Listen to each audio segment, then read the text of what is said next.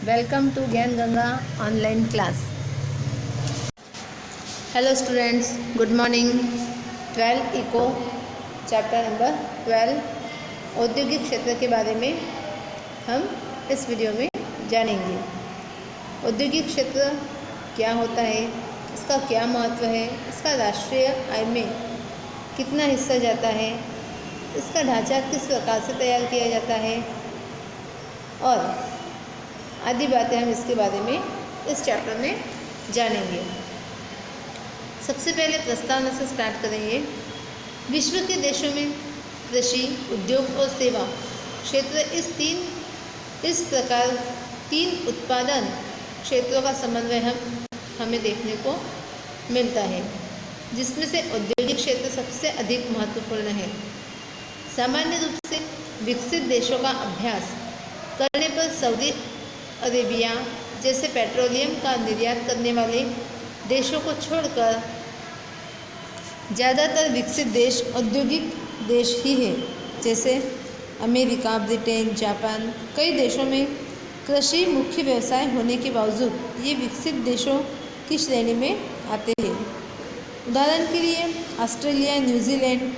किंतु कृषि क्षेत्र पर आधारित विकसित देश संख्या की दृष्टि से बहुत कम है, जबकि औद्योगिक और विकसित देश हो ऐसे उदाहरण अनेक हैं। विश्व के देशों में ज़्यादातर देश ऐसा मानने लगे हैं कि तीव्र आर्थिक विकास करने के लिए औद्योगिक क्षेत्र का विकास बहुत ही आवश्यक है। अब हम देखेंगे औद्योगिक क्षेत्र का महत्व। तो इसका क्या महत्व है, देखिए। देश के तीव्र आर्थिक विकास के लिए, कृषि क्षेत्र के विकास के लिए, रोजगार के अवसरों का सृजन करने, अर्थतंत्र के आंतरिक साधनों का महत्तम उपयोग करने के लिए, लोगों की आय में तेजी से वृद्धि करने और लोगों के जीवन स्तर में सुधार करने के लिए औद्योगिकीकरण अनिवार्य है।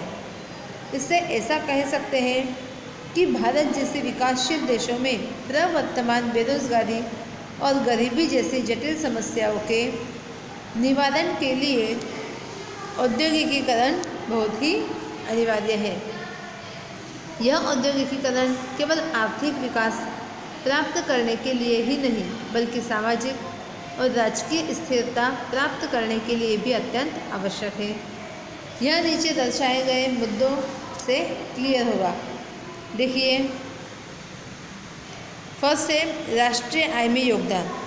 तो भारत में स्वतंत्रता के पूर्व कृषि क्षेत्र का अर्थतंत्र पर गहरा प्रभाव था, जो कि धीरे धीरे क्या हो गया, औद्योगिक विकास के कारण घटता गया,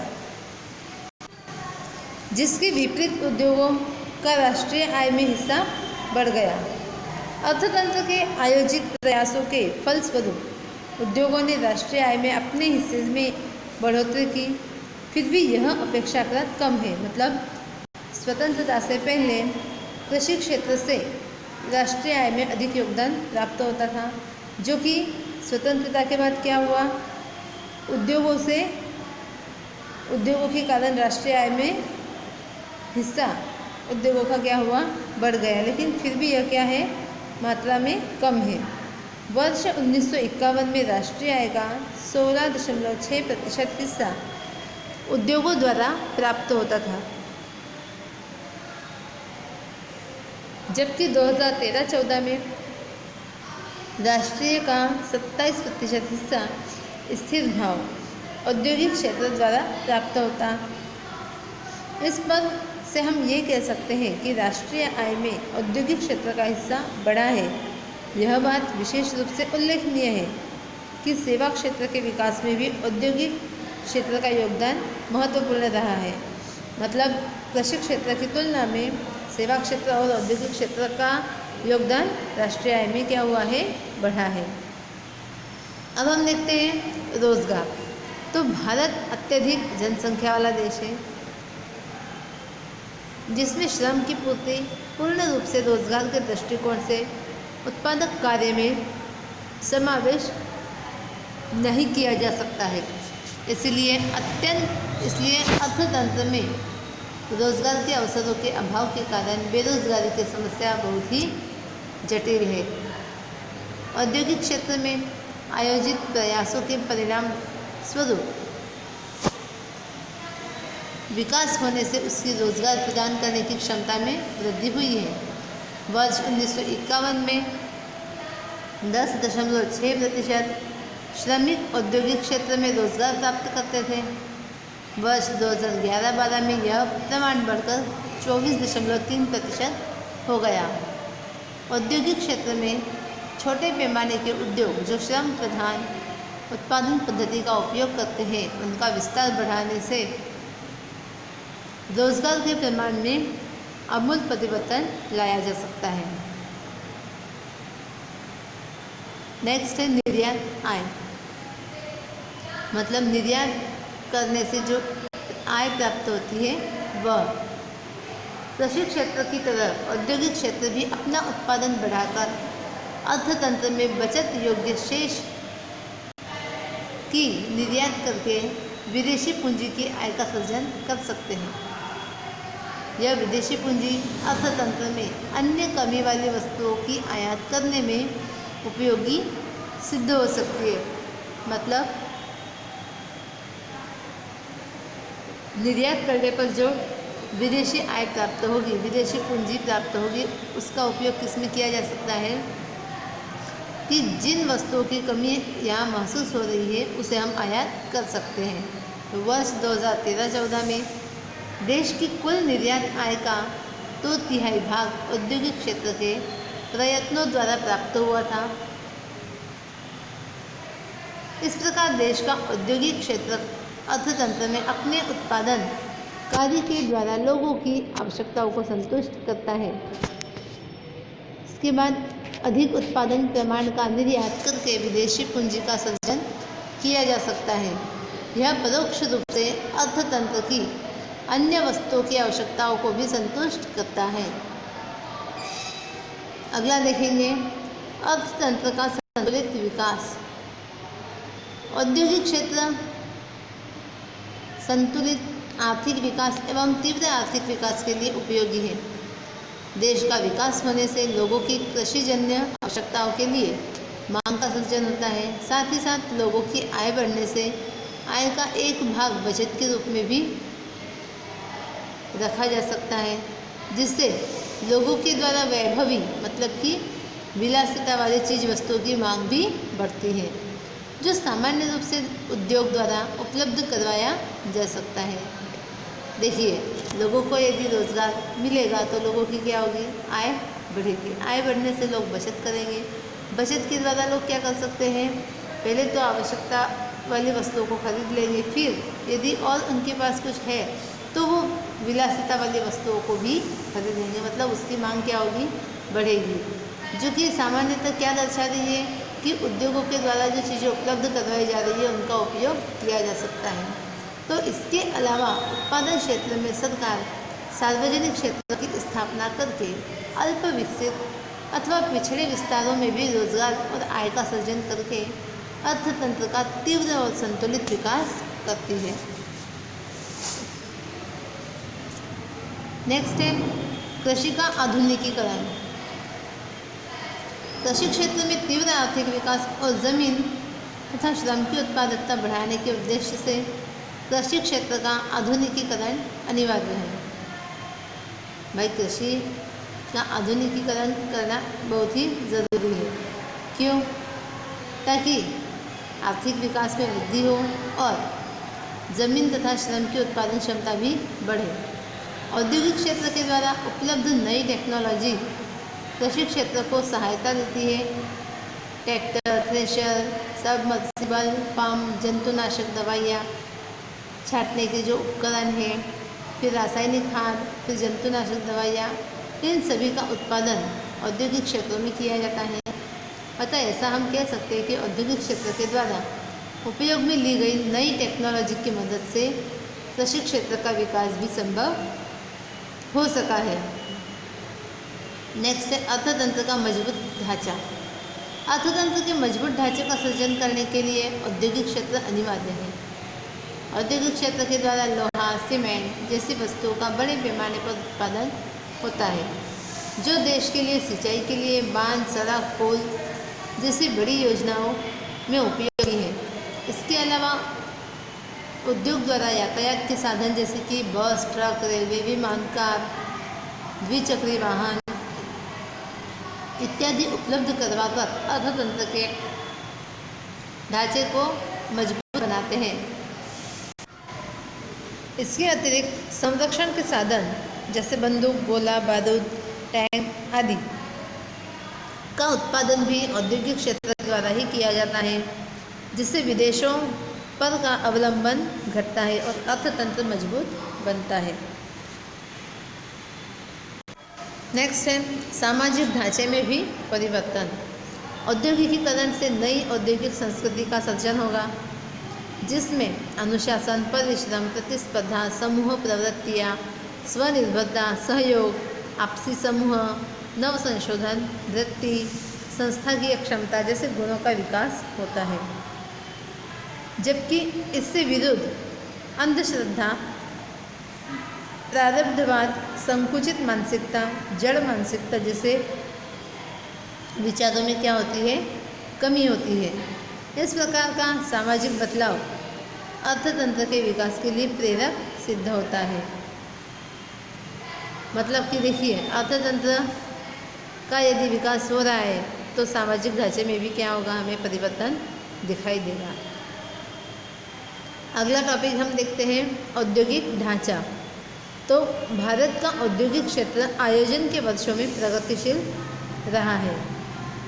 औद्योगिक क्षेत्र की विस्तृत समझ प्राप्त करने के लिए औद्योगिक क्षेत्र के ढांचे को समझना बहुत ज़रूरी है। जैसे कि औद्योगिक ढांचे का विचार पूंजी निवेश के कद, मालिकी, उत्पादित वस्तुओं के स्वरूप आदि पर आधार किया जाता है। इसकी समझ कुछ इस प्रकार नीचे दर्शाई गई है, देखिए। पूंजी निवेश के कद के आधार पर उद्योगों के प्रकार दिए हैं। तो उद्योगों के प्रकार में सबसे पहले तो आएगा लघु तथा गृह उद्योग, मतलब छोटे से छोटे उद्योग। सामान्य रूप से परिवार के सदस्य अति साधारण औजारों के जरिए बिजली एवं यंत्रों के बिना या फिर नहीवत पूंजी निवेश के द्वारा चलने वाले उद्योगों को हम क्या कहते हैं, गृह उद्योग कहते हैं। जैसे कि देखिए, खादी, कपड़ा, पापड़, खाखरा, अगरबत्ती बनाना, ये सारे उद्योग कैसे हैं, लघु उद्योग या फिर गृह उद्योग कहलाते हैं, क्योंकि इसमें बिजली की आवश्यकता नहीं होती है, न ही किसी प्रकार का पूंजी निवेश करना होता है। सेकंड है अत्यंत छोटे पैमाने के उद्योग। तो इस प्रकार के उद्योग संपूर्ण श्रम प्रधान पद्धति के द्वारा कुल रुपये 25 लाख रुपए के पूंजी निवेश की मर्यादा में चलने वाले उद्योग हैं। जैसे कि देखिए, धातु, चमड़ा, मिट्टी इत्यादि के उपयोग द्वारा कलात्मक चीज वस्तुओं को बनाने वाले उद्योग, ये क्या कहलाते हैं, छोटे पैमाने के, अत्यंत छोटे पैमाने के उद्योग कहलाते हैं।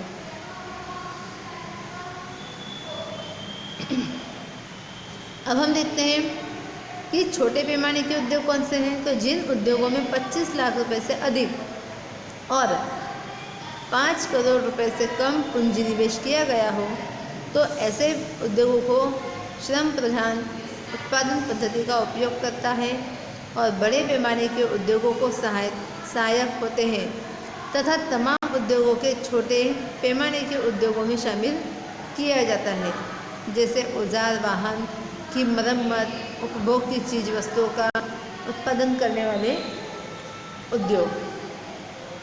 नेक्स्ट है मध्यम पैमाने के उद्योग। जिन उद्योगों में 5 करोड़ से अधिक और 10 करोड़ से कम पूंजी निवेश किया गया हो, जो श्रम प्रधान या फिर पूंजी प्रधान उत्पादन पद्धति का उपयोग करता हो, ऐसे उद्योगों को मध्यम पैमाने के उद्योग कहा जाता है। जैसे कि यंत्र, रंग, रसायन, इलेक्ट्रॉनिक साधन से संबंधित उद्योग।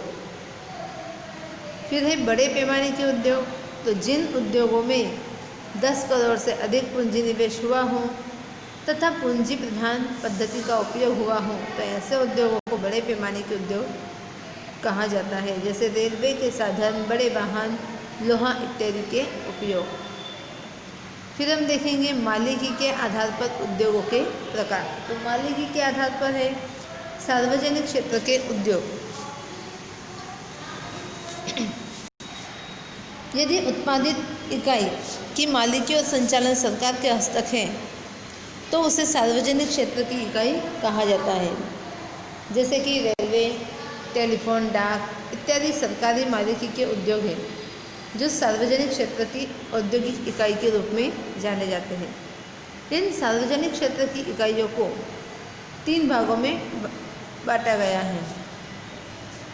विभागीय उद्योग, देखिए सरकार कई औद्योगिक इकाइयों को अपनी प्रत्यक्ष देखरेख के अंतर्गत एक विभाग के रूप में चलाती है।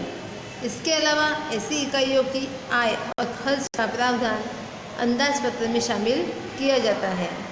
ऐसी औद्योगिक इकाइयों को विभागीय इकाइयों के रूप में जाना जाता है, जैसे रेलवे, डाक आदि। फिर है सार्वजनिक निगम या फिर सार्वजनिक निकाय। जिन इकाइयों की मालिकी केंद्र या फिर राज्य सरकार की हो किंतु संचालन स्वतंत्र रूप से निगम या कॉरपोरेशन द्वारा किया जाए, किंतु निगम का संचालन और निर्णय प्रक्रिया में सरकार विशेष प्रावधान देखने को मिलता है, तो उसे हम क्या कहेंगे?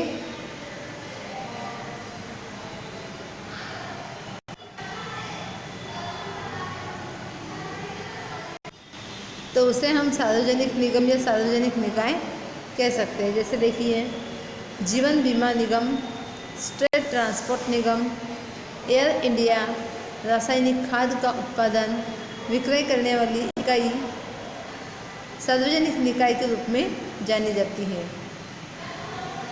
नेक्स्ट है संयुक्त पूंजी कंपनी। तो जिन इकाइयों का संचालन सरकार निजी क्षेत्र की तरह प्रवर्तमान कंपनी कानून के अनुसार करती है, इसके अलावा इन इकाइयों का निश्चित मालिकी हक सरकार संबंधित इकाई के शेयर निकालकर व्यक्तियों, संस्थाओं को शेयर बेचकर पूंजी एकत्रित करती है। इस प्रकार की इकाइयाँ सरकार के प्रत्यक्ष नियंत्रण से मुक्त होती है। ऐसी इकाइयाँ विभागीय इकाई और सार्वजनिक इकाई से भिन्न प्रकार की होती है, जैसे Hindustan machine tools, oil and natural gas corporation इत्यादि।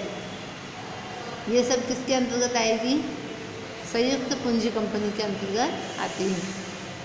अब हम देखते हैं निजी क्षेत्र के उद्योग। तो जिन औद्योगिक इकाइयों की मालिकी और संचालन निजी हो, उन इकाइयों को निजी इकाई कहा जाता है। यहाँ उल्लेखनीय है कि ऐसी इकाइयों का संचालन व्यक्तिगत मालिकी या साझेदारी के अंतर्गत होता है, जैसे कि कार, टीवी, जूते, चप्पल बनाने वाली कंपनियाँ या फिर इकाइयाँ। ये कैसे कहलाएगी? ये निजी क्षेत्र की इकाइयाँ कहलाएगी। अब हम देखते हैं संयुक्त क्षेत्र के उद्योग। संयुक्त क्षेत्र मतलब सार्वजनिक क्षेत्र के उद्योगों के अंतर्गत संयुक्त पूंजी इकाई और संयुक्त क्षेत्र के उद्योगों के बीच अंतर होता है। संयुक्त क्षेत्र और सार्वजनिक क्षेत्र के उद्योगों में सरकार उद्योगों का मालिकी हक शेयर के स्वरूप में सामान्य लोग एवं पीढ़ियों को 51% या उससे अधिक प्रमाण में देती है। इससे उद्योग संयुक्त क्षेत्र का होने के बावजूद वह सरकार के अधिकार क्षेत्र में ही रहता है, जैसे कि जीपीएससी। अगला है सरकारी क्षेत्र के उद्योग। तो छोटे मालिकों, श्रमिकों और ग्राहकों का शोषण रोकने तथा सभी को लाभदायी हो, इस उद्देश्य को लेकर की जाने वाली प्रवृत्तियों को सरकारी क्षेत्र का उद्योग कहा जाता है, जिसमें जीवन जरूरी चीज वस्तुओं की दुकान, दूध की डेयरी, कई बैंक इत्यादि का संचालन सरकारी स्तर पर होता है, जैसे IFFCO। अब नेक्स्ट हम देखेंगे उत्पादित वस्तुओं के स्वरूप के आधार पर प्रकार। तो पहला है इसमें उपभोग की वस्तुओं के उद्योग, तो जिन वस्तुओं के द्वारा लोगों की प्रत्यक्ष आवश्यकताओं को संतुष्ट किया जाता है, ऐसी वस्तुओं को उपभोग की वस्तुओं के रूप में जाना जाता है। ऐसी वस्तुओं का उत्पादन करने वाले उद्योगों को उपभोग की वस्तुओं के उद्योग कहा जाता है, जैसे घी, तेल, साबुन, शैम्पू, पाउडर वगैरह वगैरह। इन सब का उत्पादन करने वाले उद्योग क्या कहलाएंगे? उपभोग की वस्तुओं के उद्योग, क्योंकि इनके द्वारा उत्पादित वस्तु क्या की जाती है? आम जनता द्वारा उपभोग में लाई जाती है या उपयोग में लाई जाती है। नेक्स्ट है अर्ध तैयार वस्तुओं के उद्योग, तो जिन वस्तुओं का उत्पादन मध्यवर्ती स्वरूप का हो, अर्थात ऐसी वस्तुएं कि जिसका उत्पादन हुआ हो लेकिन उत्पादन के कई और सोपान अभिशेष है, अर्थात अभी और सोपानों से होकर गुजरता हो, तो ऐसी वस्तुओं को अर्ध तैयार वस्तुएं कहा जाता है। और ऐसी वस्तुओं का उत्पादन करने वाली इकाइयों को अर्ध तैयार वस्तुओं का उद्योग कहा जाता है, जैसे कि सूत, लोहे की चद्दर, यंत्र आदि के उद्योग। अब हम देखेंगे कुछ विशिष्ट आर्थिक विस्तार। तो विशिष्ट आर्थिक विस्तारों को अंग्रेजी में सेज मतलब कि स्पेशल इकोनॉमिक जोन के रूप में जाना जाता है। भारत में विशिष्ट आर्थिक विस्तार का अमल 1 अप्रैल 2000 से शुरू किया गया, जिसका मुख्य उद्देश्य पूंजी निवेश को आकर्षित कर अंतर्राष्ट्रीय स्पर्धा में अनुकूल अंकुश मुक्त निर्यात करने के लिए योग्य वातावरण का निर्माण करना, जिससे निर्यात बढ़े और देश का उत्पादन क्षेत्र विश्व के समक्ष आ सके, मतलब कि विश्व के सामने आए। तो देखिए, विशिष्ट आर्थिक विस्तारों में कानून द्वारा कर राहत देकर विदेशी पूंजी निवेशकर्ताओं को आकर्षित किया जाता है। ये विशिष्ट आर्थिक विस्तार चीन के विशिष्ट आर्थिक विस्तार मॉडल के आधार पर विकसित किए गए हैं, जो प्रत्यक्ष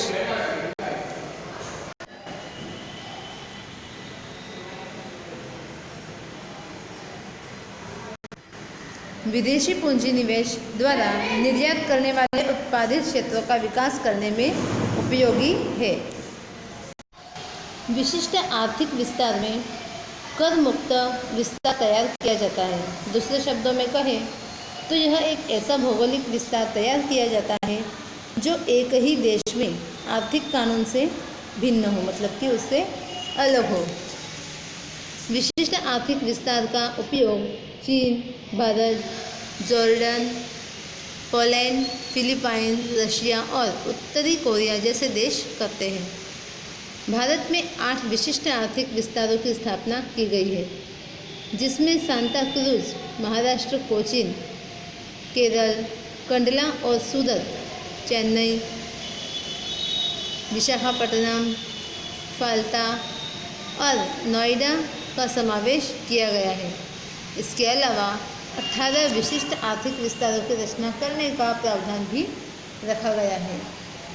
किसी भी निजी व्यक्ति, सरकार, संयुक्त क्षेत्र, राज्य सरकार या उनकी प्रतिनिधि संस्था द्वारा निजी विशिष्ट आर्थिक विस्तार का निर्माण कर सकता है। इसमें विदेशी संस्था द्वारा भी विशिष्ट आर्थिक विस्तार का भारत में निर्माण किया जा सकता है। इन तमाम प्रकार के विशिष्ट आर्थिक विस्तारों को सरकार द्वारा नियंत्रित किया जा सकता है। अब हम देखते हैं छोटे पैमाने के उद्योगों का महत्व। तो इन उद्योगों का क्या महत्व है, देखिए।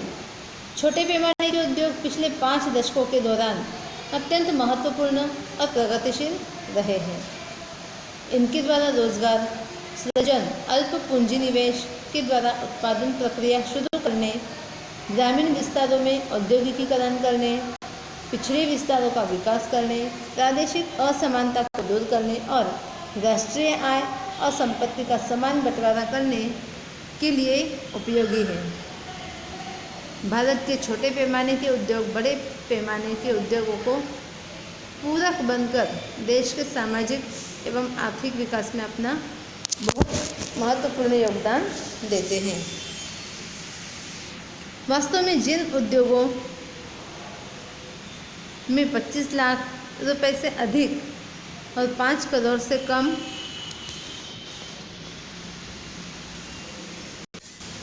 पूंजी निवेश किया गया हो, ऐसे उद्योगों को छोटे पैमाने के उद्योग कहते हैं।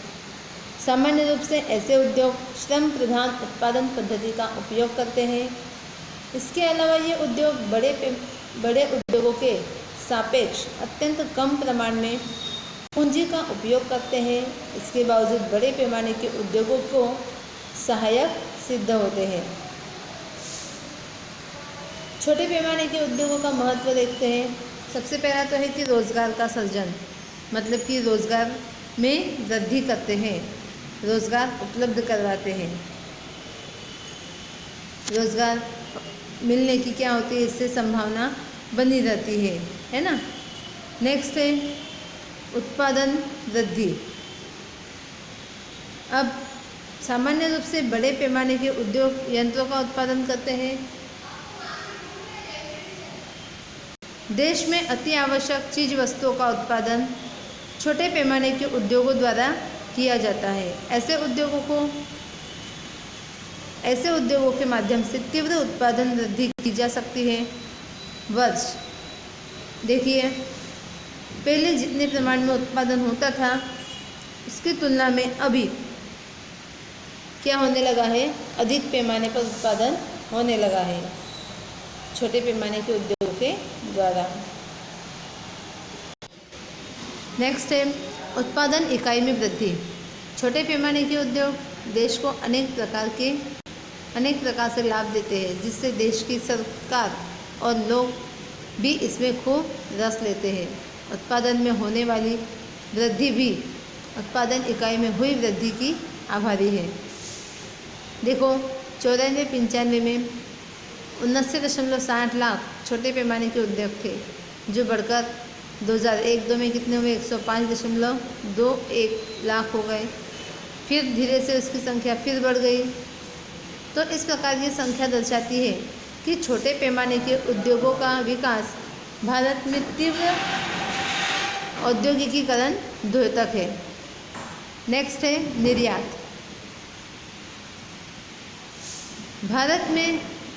भारत के द्वारा जो निर्यात की जाती है उसमें छोटे पैमाने के उद्योगों का योगदान अत्यंत महत्वपूर्ण है। भारत के द्वारा पहले सन 1994-95 में 29.068 करोड़ की निर्यात की गई, जो कि 2001-2 में बढ़कर कितनी हुई, 71,244 करोड़ हो गई। तो इस प्रकार यह संख्या भी दर्शाती है कि उद्योगों की निर्यात भारत की चीज वस्तुओं और सेवाओं की विदेशों में बढ़ती मांग को दर्शा रहा है। इसके अलावा भारत के लिए वह विदेशी पूंजी की आय का सृजन करने में सहायक है। इसका उपयोग देश के लिए अत्यंत आवश्यक चीज वस्तुओं और सेवाओं की आयात के लिए उपयोगी सिद्ध होता है। नेक्स्ट है श्रम प्रधान उत्पादन पद्धति। उत्पादन पद्धति दो प्रकार की होती है, एक तो पूंजी प्रधान और दूसरी है श्रम प्रधान। जिसमें पूंजी प्रधान उत्पादन पद्धति में उत्पादन सामान्य रूप से पूंजी पर आधारित होता है। इसमें अधिक पूंजी और कम प्रमाण में श्रम को उत्पादन प्रक्रिया में शामिल किया जाता है। तब नियोजक और ज़मीन के प्रमाण को स्थिर रखा जाता है। इससे विपरीत श्रम प्रधान उत्पादन पद्धति में उत्पादन श्रम आधारित होता है, जिसमें अधिक श्रम और कम पूंजी का उपयोग किया जाता है। तब नियोजक और ज़मीन के प्रमाण को स्थिर रखा जाता है। श्रम प्रधान उत्पादन पद्धति भारत जैसे देश की जहां श्रम विपुल प्रमाण में उपलब्ध हो उनके लिए आशीर्वाद स्वरूप है।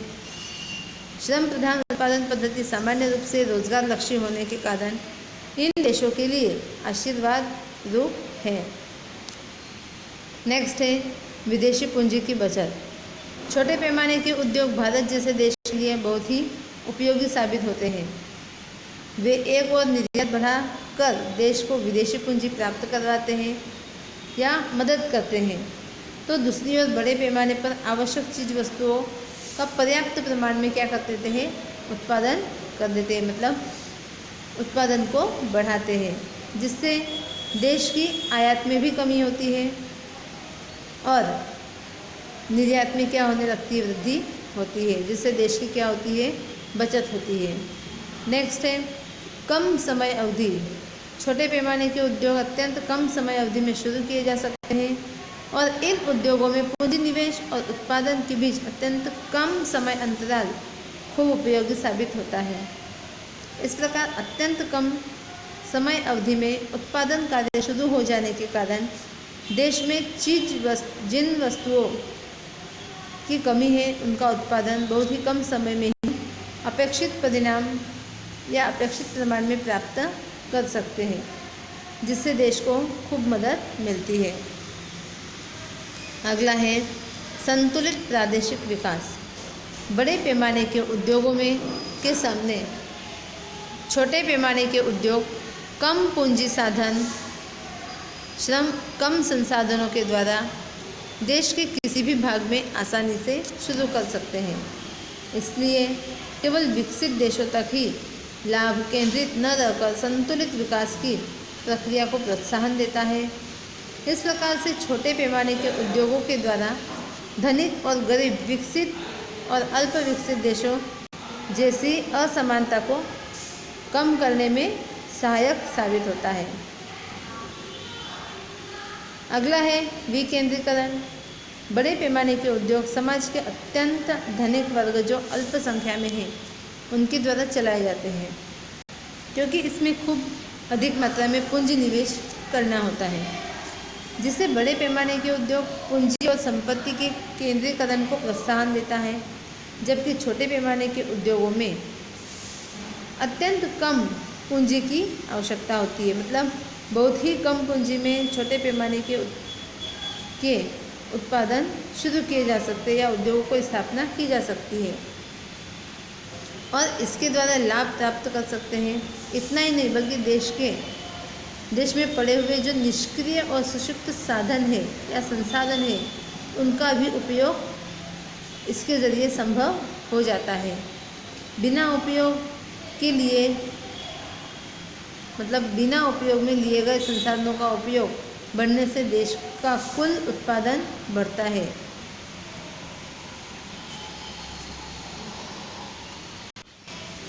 इस प्रकार से छोटे पैमाने के उद्योग जो है वो क्या होते हैं, लाभकारी सिद्ध होते हैं। ये चैप्टर यही समाप्त होता है। ठीक है, ये वीडियो आपको 2-3 बार देखनी है ताकि आपको जल्दी समझ में आ जाए।